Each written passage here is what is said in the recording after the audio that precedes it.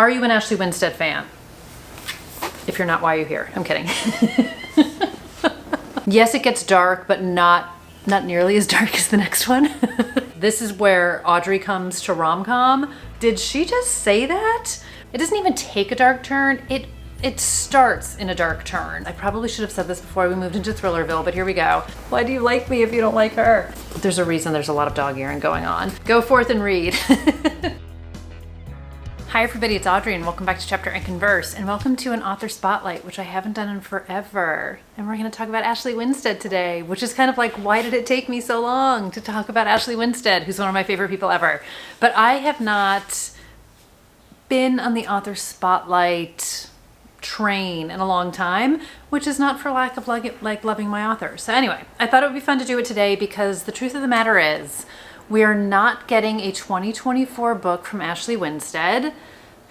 I know I've talked about it before. I've talked about it several times. She is going to have 2 books coming out in 2025, which we will talk about towards the end of the video. So in the meantime, if you are not already on the Ashley train, this is a great year for you to get caught up, to get on board, to maybe do some rereads if that's what you're into. I'm going to talk about her books in 2 sections. So we're going to talk about her rom-coms second. We're going to talk about her thrillers first. I'll put a timestamp if you want to skip ahead to the rom-coms. If you're only here for one or the other, do you? And like I said, we'll talk about sort of what she's said to date about what's coming out next year. So without any further ado, let's talk Ashley Winstead. Okay, so you guys know I have some auto-buy, instant love, just bow down to kind of authors on my list, and she is absolutely one of them. So she has put out 5 books. It's no wonder that she needed a year off. She's put out 5 books since 2021. In My Dreams I Hold a Knife was her first thriller that came out, and she's one of these authors, I need to adjust myself. She is one of these fantastic authors who can move between genres. I probably should have said this before we moved into Thrillerville, but here we go. She can move between genres. She can create such great characters. Her thrillers are each so distinctly different. Her rom-coms take place in the same universe, which I love. But In My Dreams was her first published book, though not her, I want to say it was her second written book. And this was square in my wheelhouse. So we have dark academia, past and present timelines, past and present mysteries.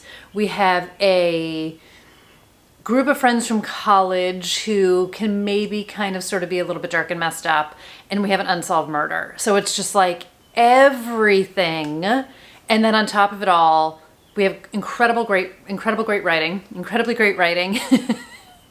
super page turny, just smart, well written, relatable from like a college perspective. I've talked a lot about my group of friends from college, and I love kind of like a revenge angle. I love a redemption arc.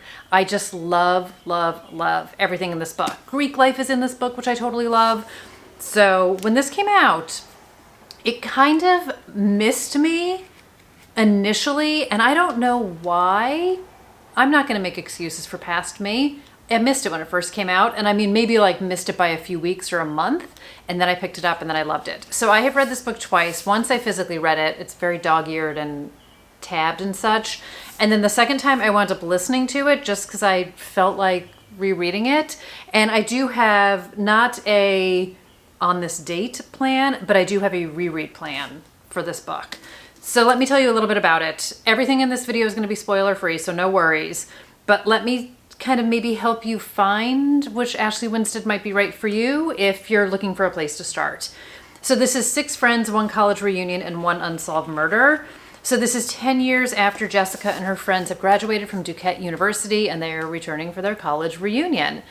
They all met freshman year, co-ed group of friends, a fantastically complicated dynamic between them, which I totally love.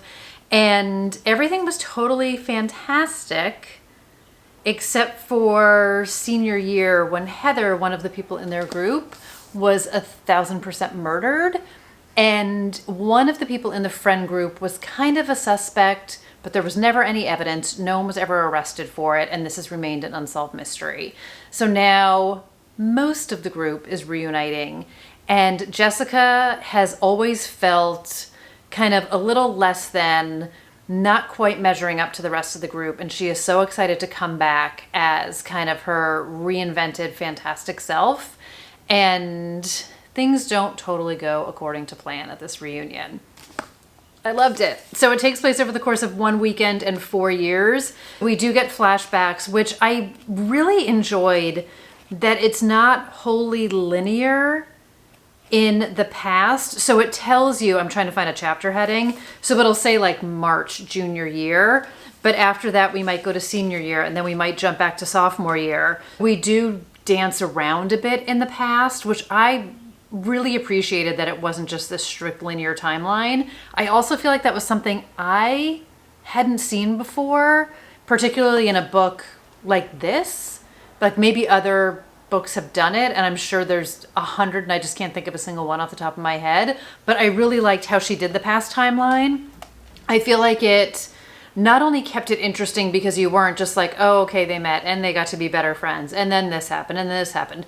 It was moving around in a way that I felt really kept it interesting and really peppered in some critical moments in their friendship. So I very much enjoyed that. And what we come to find out is that someone at the reunion, and this is all, like, you know me, I'm not one to like give you more than you need to know type of a thing. This is very much premise of the book.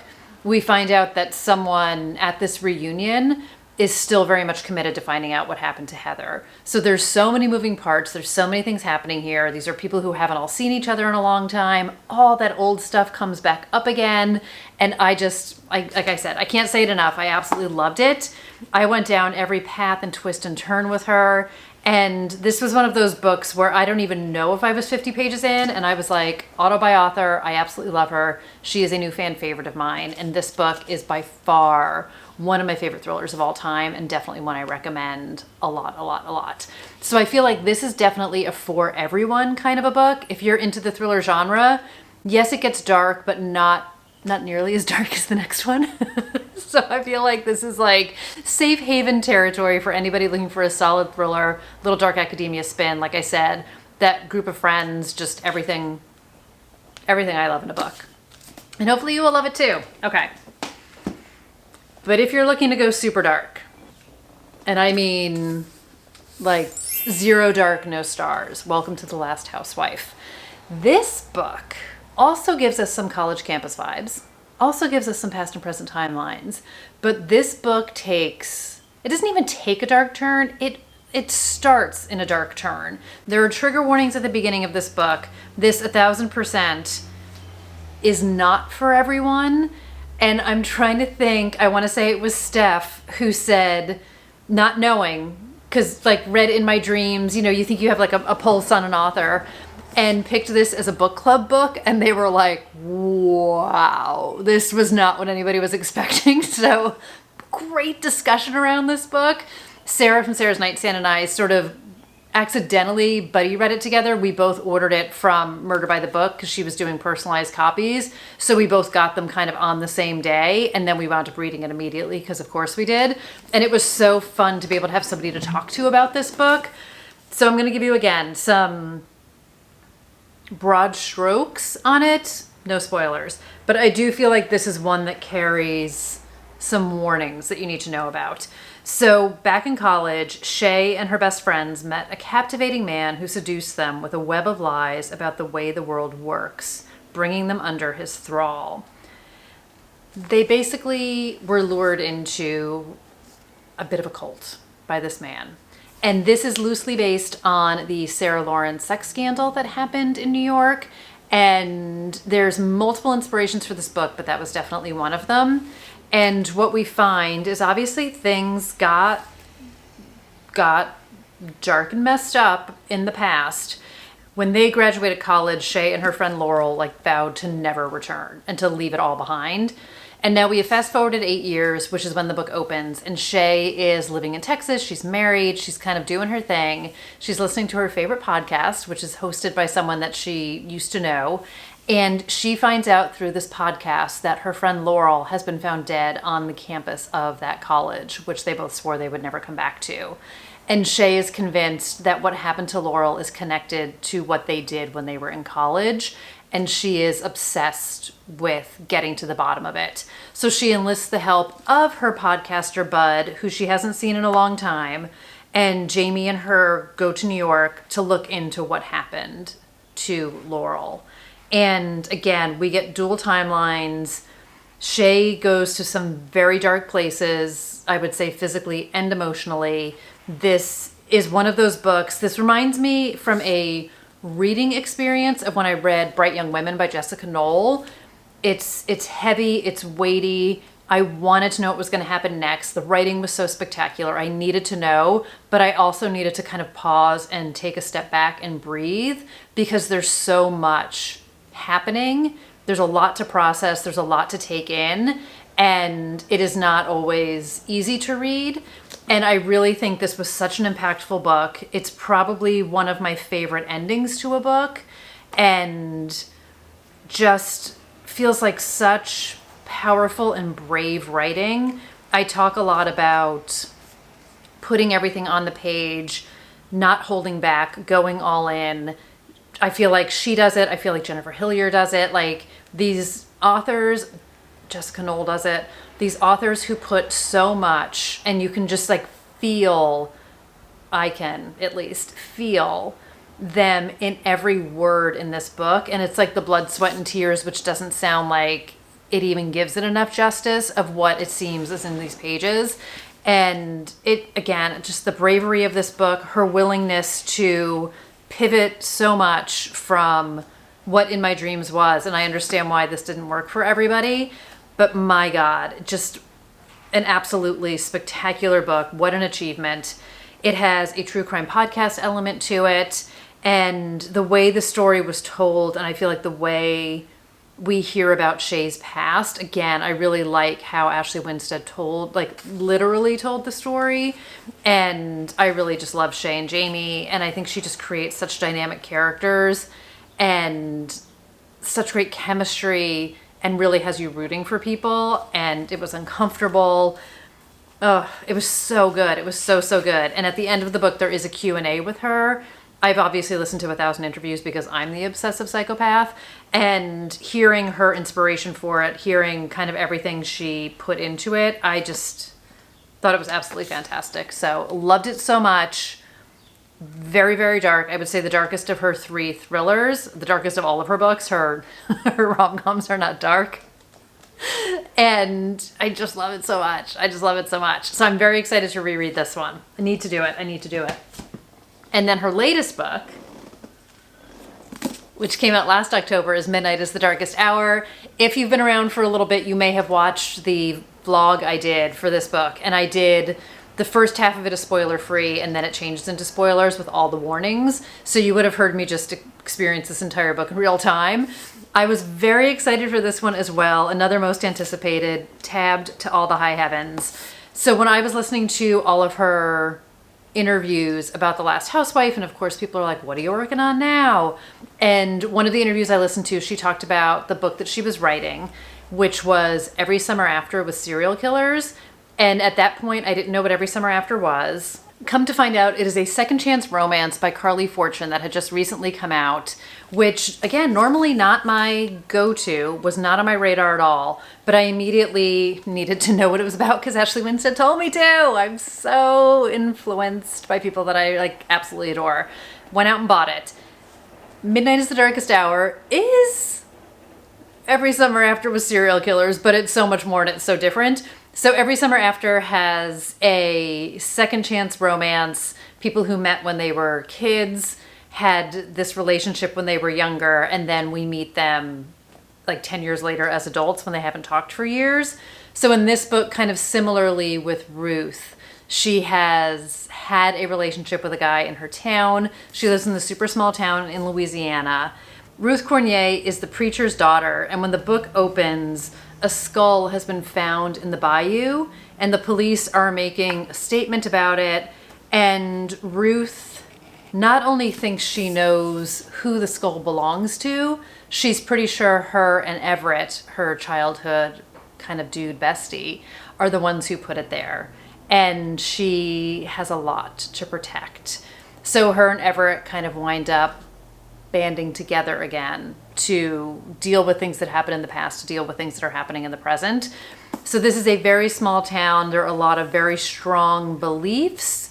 In one of the interviews I was watching, and I think it was at Zibby's bookstore, Ashley Winstead talked about how it was, I don't know if she called it like Footloose with serial killers or Footloose.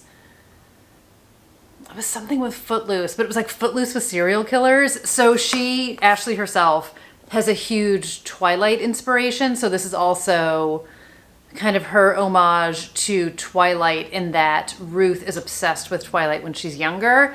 And this is a town where books are banned. It's like incredibly timely in so many ways. And how Ruth is not like a complete rebel child, but she doesn't wholly agree with everything that her father is preaching and everything that this town believes in. And her father is revered and everybody rallies around him and he is like a god in this town. And Everett and his father, they are kind of from the other side of the tracks and there's a lot of negative feelings around them. There's a lot of complicated, kind of like a little Romeo and Juliet-ish or Bella and Edward. I was not a Twilight person, so a lot of that definitely passes me. But one of the things that Ashley Winstead had also talked about, which I had similarly just read in a quote from Robin Lee, is about how often things that particularly young girls or women love and art that they enjoy and that they get excited about, so many people are quick to put it down or tear it apart or make fun of it or make you feel bad for being excited about it. And I feel like there was like a similar Taylor Swift quote about it, about people just putting down things you are excited about and making fun of you for being excited about things. So there's so many different layers woven into this. And like the book banning, I said, like especially is just very timely. It's a very complicated town. There's a lot of complicated people and things going on. But again, we get the past and present timelines. Their relationship is fantastic. And it definitely had me thinking a lot of different things. So again, if you've read it and haven't seen the vlog and you even want to skip to like the spoiler part, because I filmed clips while I was reading it and I filmed spoiler-free clips and then spoiler clips as I was reading it. So it was all very like fresh and raw in the moment. And it's so funny.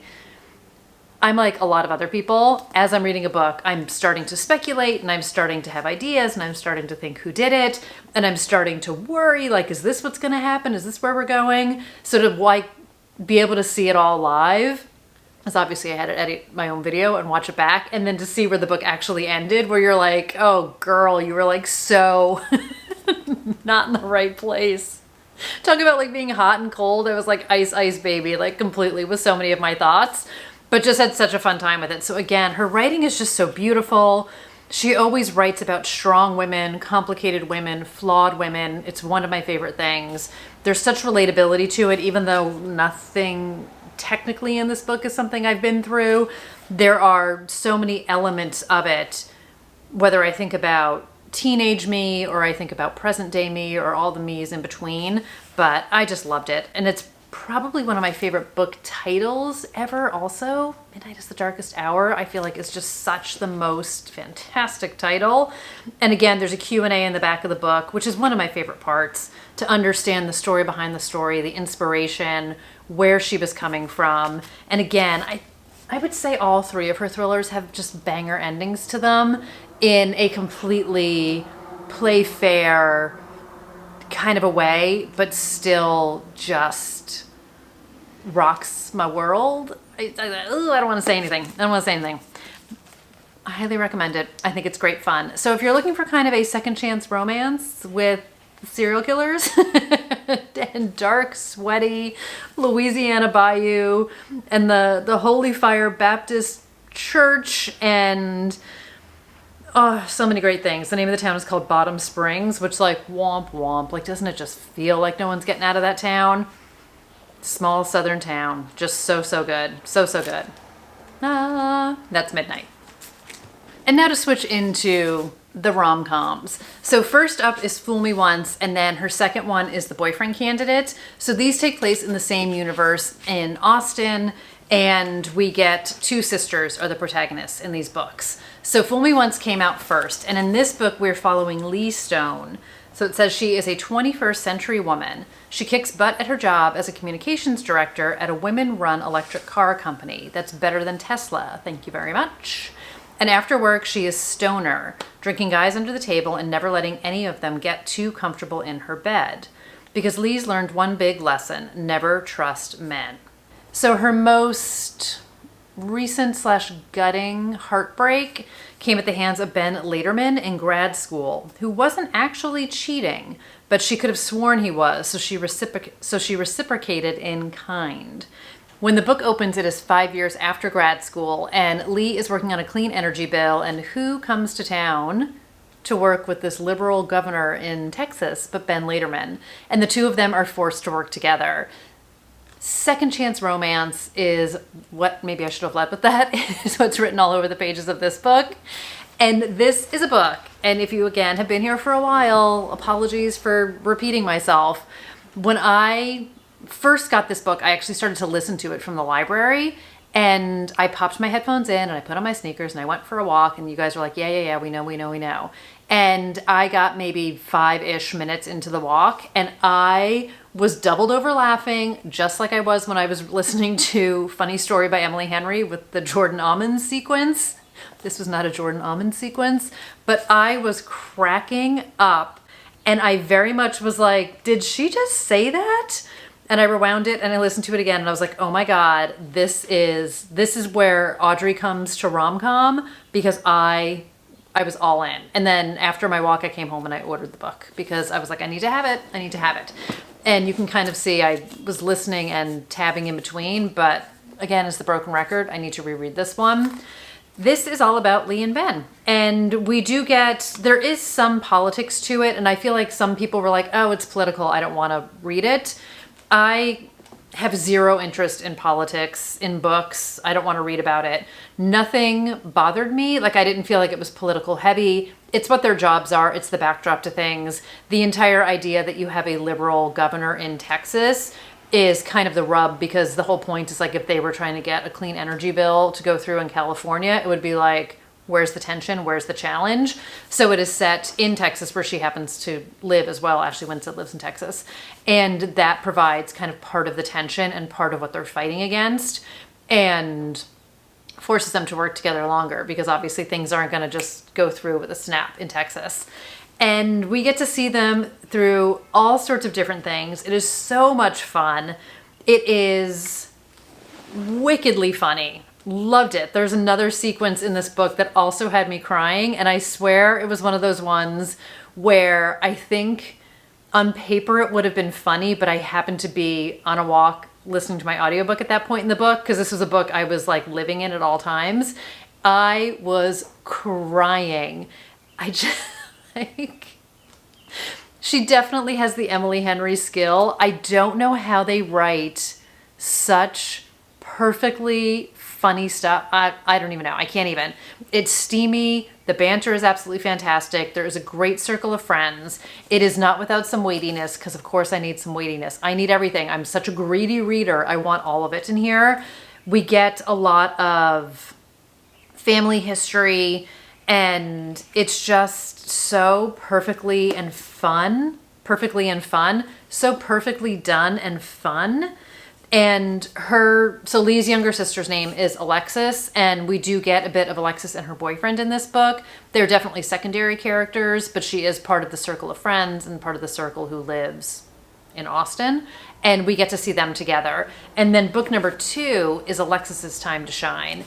So in book number 2, this is a fake dating situation, and we are also like obviously still set in Texas. And in this one, Alexis is a children's librarian. I'm so excited, I can't get my words straight. And she winds up having this run-in with a guy named Logan.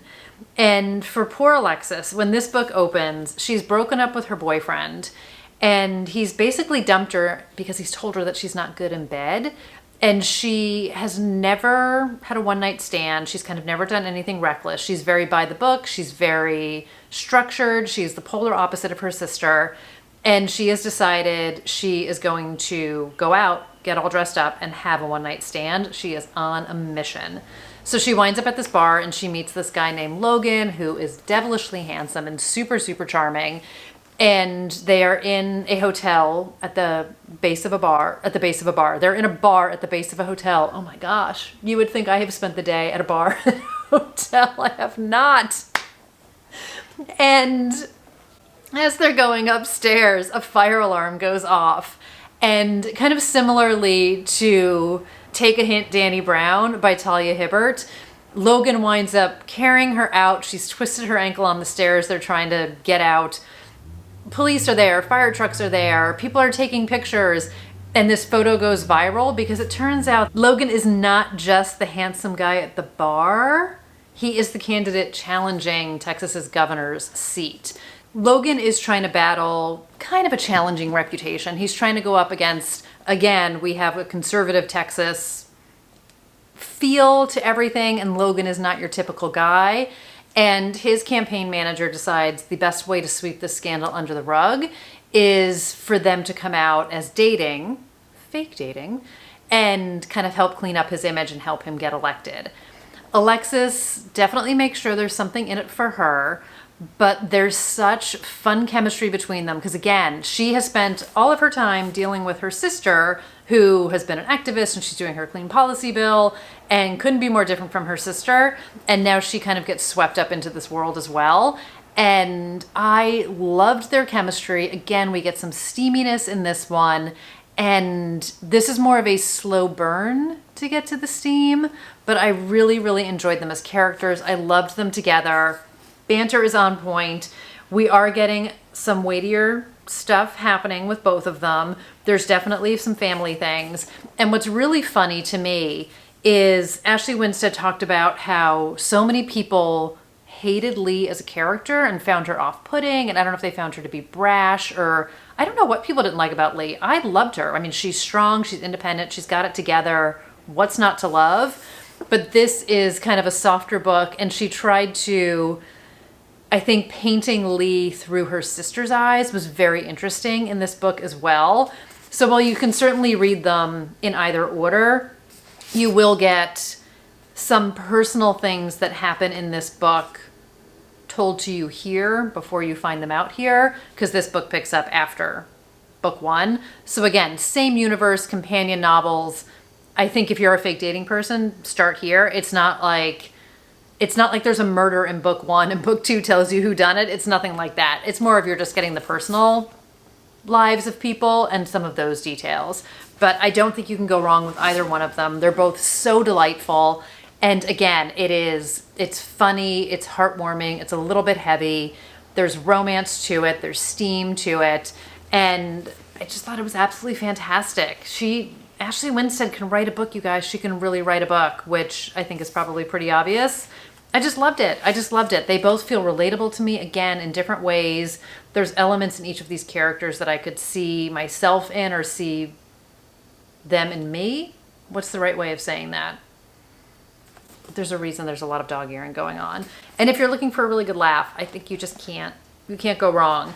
And Lee is someone who's always known who she was, who's, like I said, confident, assertive. Alexis is someone who she's more shy. She's really trying to step out of her comfort zone. She's really trying to embrace who she is. She's pushing herself. She's pushing herself in uncomfortable ways, which things I can relate to. I'm the younger sister, and like I said, there's elements of both of these that I very much enjoyed, and I think both of these love interests are absolutely fantastic. So after I read this book, I was like, oh my God, I'm in love with Bed Later Men. And then I read this one and I was like, oh my God, I want to be with Logan. Like, don't make me pick. Sophie's Choice, I refuse to pick between the men because they're both fantastic. But again, I love that you get a lot of the same cast of characters, and this is not a replay of book number one, so it's not like you're just getting this through Alexis's perspective, but it's fun to see their shared world through two different eyes, if that makes any sense. But loved them both, highly recommend them both. Go forth and read. Okay, let's talk about what's coming next for Ashley. So she does have 2 books coming out next year. The first one is called Future Saints, and this is pitched as upmarket fiction about a grief-stricken, self-destructive singer whose last performance unexpectedly catapults her band to fame. and the straight-laced record company exec sent to reluctantly hold her and the band together before they publicly implode. I get like a little Daisy Jones vibes to it because we're getting that rock and roll side of things. The opposite being in Daisy Jones, they're like at the height of their fame and they have that last performance and like the band breaks up and nobody knows why. In this one, they're all like, she's ready to break up. They give a last performance and then they skyrocket. So now they're stuck staying in the band. I'm really curious. Again, I don't think she could possibly do anything wrong. This is set for spring 2025. This is definitely different than the other books. This definitely sounds to me, definitely, me and my words. It sounds to me like a Taylor Jenkins Reid book is how I'm envisioning it in terms of storytelling, kind of where it would live on the bookshelf, contemporary. I'm sure it's going to be a fantastic dive into these characters and I'm very excited about it. And then I don't think she's, hold on, let me check. I don't think she's talked about the name of the other book, and maybe it just doesn't have one yet, but she talked about, and I want to say this was like during midnight when I was watching those interviews, a book that she was working on that is inspired by the Idaho 4 case in the sense of all of these people, all of these armchair detectives, all of these true crime people looking online, converging on Idaho and being brought together by this completely tragic event, and people trying to puzzle out what happened and people trying to figure out what really went down there and how it created this community in such a strange and peculiar way around such a tragedy. So I believe the book is going to be, and don't wholly quote me on this, but I believe it's going to be about people who wind up connecting in a similar fashion about chasing a true crime story. I don't know where it takes place. I don't know what the true crime is. She was talking about how she had read so many books or listening to a lot of podcasts. She talked about While Idaho Slept, which I bought and haven't read yet, and really following the news about the Idaho case and what was going on. This is not going to go to trial until 2025 is what it looks like. So it will also kind of be interesting. I mean, you could never plan these types of things, but that her book is probably going to come out around the same time. Obviously, I think that's going to be more of a thriller vibe to it. I don't know if it's going to be armchair detectives actually solving the case or if it's going to be more about the relationship of the people being brought together. So we're all just going to have to wait for that. And on her Instagram, who knows what this means. So she has Future Saints with a guitar next to it. I'll screenshot it and put it up for you guys. It says 2025. And then there's two big eyeballs and it says TBWBM 2025. I don't know if that's just like an insider, I have a fake name for my book, like a working title, if it's actually the acronym for the title and she just hasn't revealed it yet. I'm not totally sure what that means. We're all going to find out about it together. And you know, when I find out, I'm going to be screaming about it all over the internet. But it doesn't look like she has revealed an official pub date or an official title of that one yet. Stay tuned. I am desperately hopeful that she's going to be at Thriller Fest this year. And not that I'm going to find out there, but I maybe would drag In My Dreams I Hold a Knife into the city to get her to sign it if that was an option. We'll see. I need to brush up, but we're not here to talk about Thriller Fest. So that is where we're at with her. 2 books coming next year. I'll be gobbling them up and talking about them. But let me know. Are you an Ashley Winstead fan? If you're not, why are you here? I'm kidding. Why do you like me if you don't like her?